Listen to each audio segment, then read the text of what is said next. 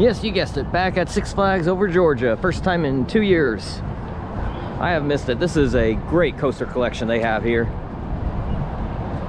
That's a great top two with Goliath and Twisted Cyclone.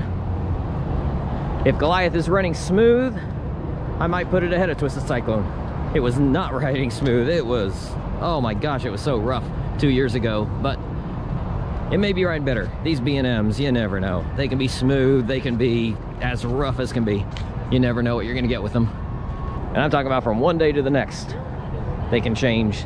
The same ride can change.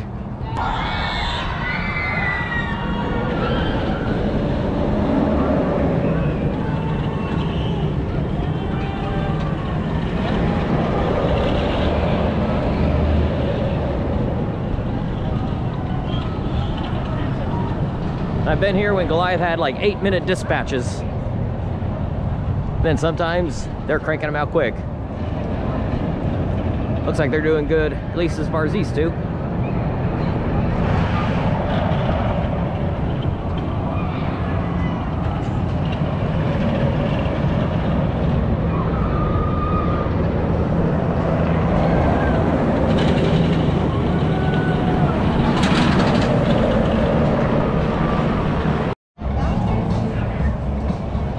This is how I like to see Twisted Cyclone. Station wait. I only waited one train, and yet it's already out to here. I got in at just the right time. So I'll move on, may come back later, but they are on one train ops on a Saturday. So they may be having a problem with the other train. That's usually what that means. It's definitely the weakest of the RMC hybrids that I've ridden. And I've done all of them in the US, but this is still an elite coaster. But you definitely notice how short it is, just like with the Raptors, the prototype Raptors. I will not be doing the drop tower because I actually don't like that at all. I usually like drop towers, but they're straddling that little perch thing and it's closed anyway. It usually is. I rode it once, that was good enough. I did a back row ride on Goliath. It's still the shakiest B&M hyper that I've ridden. At least now that Diamondback is no longer shaky. It's riding much better than 2 years ago, even though it's still shaky. But it's not gonna be my favorite in the park. Twisted Cyclone easily is my favorite here. Well, Mindbender for some reason has an hour wait. Batman wasn't too long. And I've always heard the stories that this Batman the Ride is faster, more intense than the others. After that ride, I kind of feel like it is. The only thing is that I'm kind of doubtful about it. I think it's just a psychological thing. The legend has gotten spread about how this is the fastest and most intense Batman the Ride, and so we ride it, expecting it, and then we just kind of believe it to be the case after we're done with the ride. I'm kind of wondering how much of that is legitimate and how much of that is psychological. I'm kind of thinking that it's more psychological than legitimate, even though I kind of feel like it was more intense and faster than the others. But I think I'm only believing that because that's what we've been told on coaster YouTubers. All the coaster YouTubers say it's true, so we believe it to be true. When we hit those final brakes, I was saying, yep, it's true. And then I started thinking about it. It's like, wait a minute. I started thinking about some of the other ones that ride pretty fast and aggressive, and I don't know. I'm doubtful. Maybe it is, but if it is, it's not by much. It's very negligible difference. It's still a good ride. All the Batman the Rides are good rides. You just gotta learn how to manage those restraints. People who don't ride coasters a lot and who aren't tall, you'll probably get headbanging. But if you learn how to manage them like I have, it took me a while, but I learned how to manage them. I don't get headbanging anymore, but just a fair warning to all of you that are not like 6 foot tall and you don't ride coasters a lot, you're probably gonna get headbanging on this. It's gonna take some getting used to manage it. I grab the restraints and lean my head forward. So that's my trick. And this is down. Probably for the day.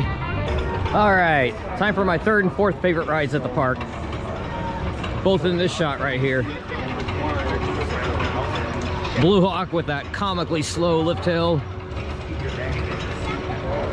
And Great American Scream Machine also going up its lift hill.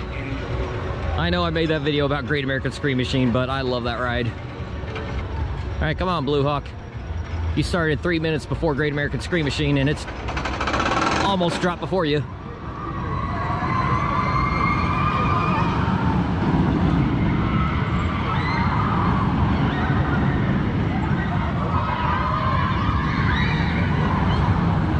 That butterfly element is so good.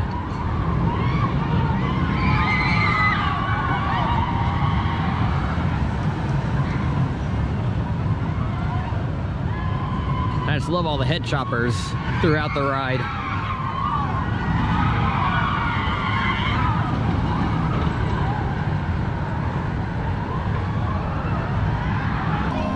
The more I ride Great American Scream Machine, the more I love it.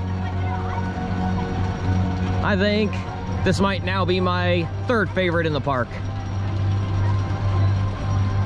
I rode in the back row, and the more I ride it, the less rough it gets.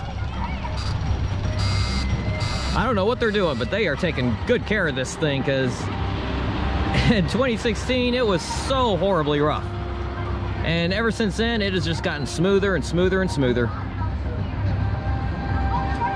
The only problem is, the line is terrible for this thing, because they run one train, and Fast Pass gets to enter in through the exit gates.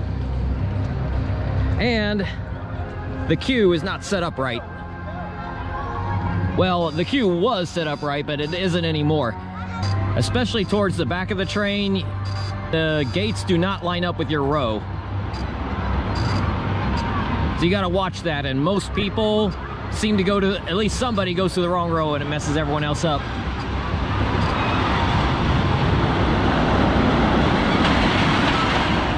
Yes, that's a brutal stop, but I knew it was coming, so I didn't even hold on, and I was fine. In the past, I would kind of brace for it. I didn't even do that. I still have my hands up. So if you know it's coming, it's fine. And Blue Hawk, this is an interesting look at its butterfly. Doesn't look like a butterfly at all from this angle.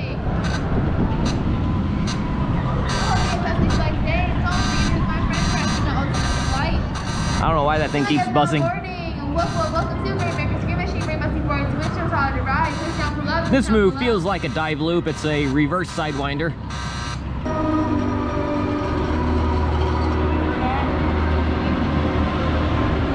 So even though that video I did was a little bit tongue-in-cheek, it was how I seriously felt about it after my 2016 ride, at least to some degree. But I will admit, I was wrong. This is a great ride. Yes, I would put it ahead of Blue Hawk, Daredevil Dive, easily put it ahead of Batman the Ride and Superman.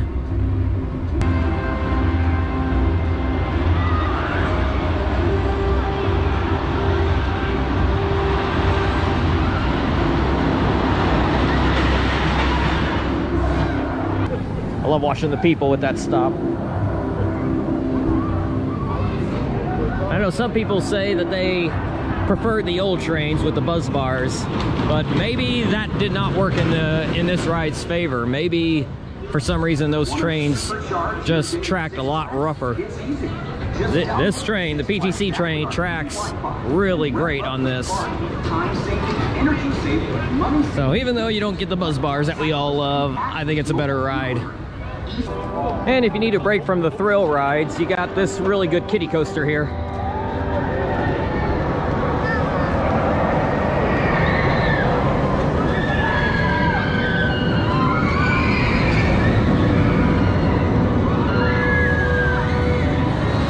Move is pretty intense, but now it's a kiddie coaster for the rest of the ride.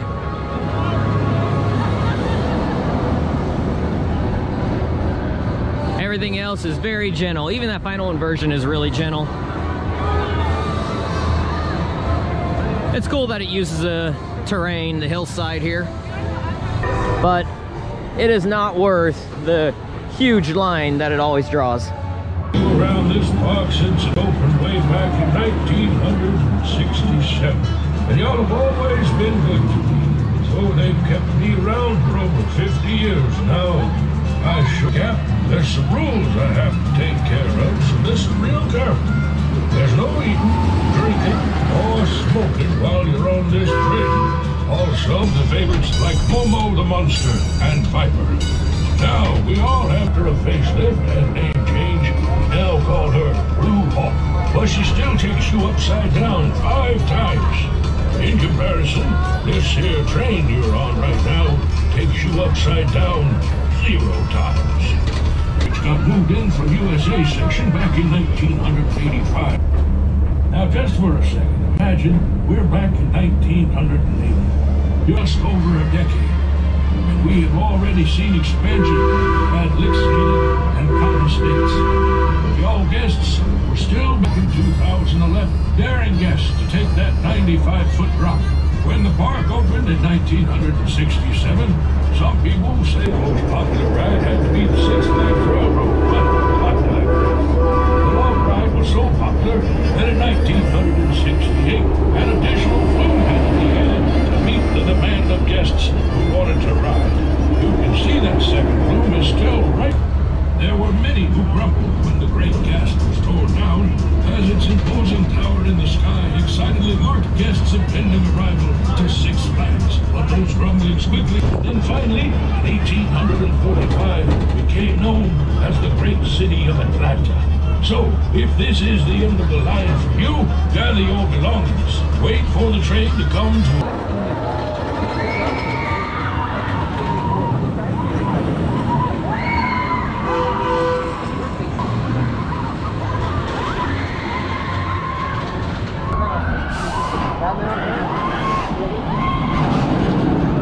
Finally got back on Mindbender, now known as Riddler Mindbender. And this is one that every time I ride it, it seems a little more underwhelming. But the terrain usage is really cool. Now that actually gets a little rough there on that part, down at the bottom. Yeah, the low section down there gets a little rough. You get pummeled with positive G's. And this part, I do not remember coming to a dead stop on the mid-course there. Maybe, I don't know. Maybe we did. I saw that. I was thinking that was going to be shockwave level airtime, but nope, not when they bring you to a dead standstill. The loops are forceful. The 2 loops are the best part of the ride. There's no doubt that shockwave is way better, but I think I would even put Super Duper Looper and New Revolution ahead of this on my Schwarzkopf list. But it's still a good ride. But I probably would put it behind all the B&Ms in the park. Even Superman Ultimate Flight, even though that's a kiddie coaster, I think I might put that a little bit ahead of this. If I were to do a coaster rankings list, I guess I would put, of course, Joker Funhouse coaster at the bottom, even though that's a really good ride. The Mine Train, and then probably this would be the next one up. Twisted Cyclone crew smashing it tonight. I got 6 rides in the last hour and 15 minutes.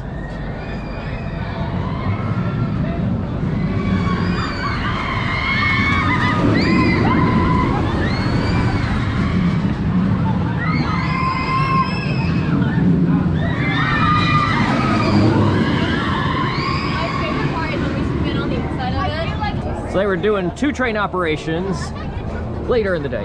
They started off with 1, went to 2, even though it wasn't like super busy today. Most things did not have much of a line. Great American Scream Machine had a bit of a line, but that's to be expected. It's the 3rd best ride in the park, and it was only on 1 train. Got like 17 coaster rides plus a train ride in a little over 6 hours because I got here like an hour late. So they are between Fright Fest and Holiday in the Park. That might be why they don't have a big crowd here.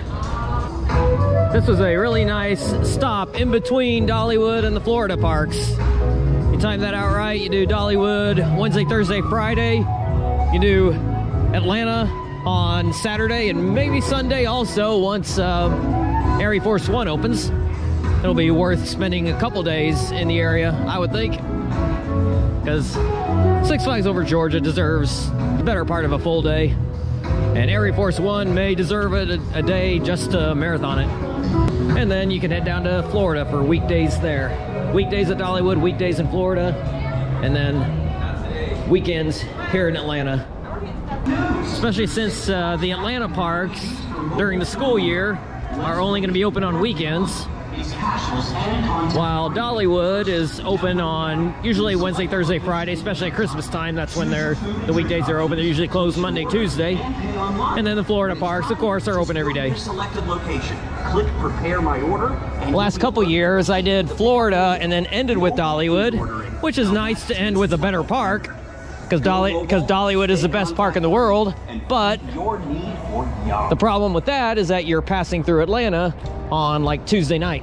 Six Flags Over Georgia would be closed on Tuesdays when school's in session.